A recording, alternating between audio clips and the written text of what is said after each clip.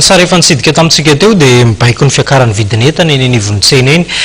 ny fiovaovan'ny vidin'ny solika nanambara moa ny minisitra misahana ny vola sy ny teti-bola malagasy fa dia misy ny fanotsinany pitsopitsony mahakasika ny vidin'ny solika ao arahantsika teo zao manaraka izao ary ny faneho-keviny. Marina tokoa ao anatin'ny teti-bola mpanjakana 2024 zany anisan'ny nampiakarina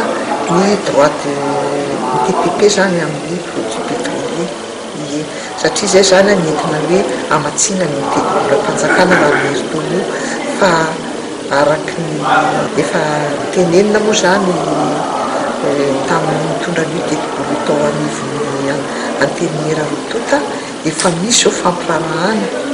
amin'ireo lepisehitra ao anatin'ny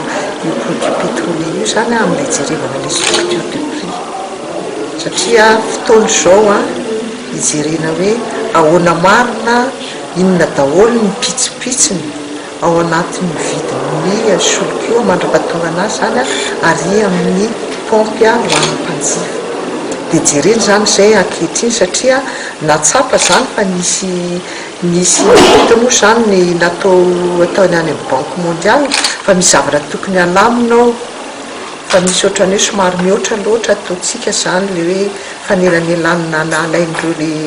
le mpandrarah ireo dia alamina le izy zany jerena miaraka amin'izareo.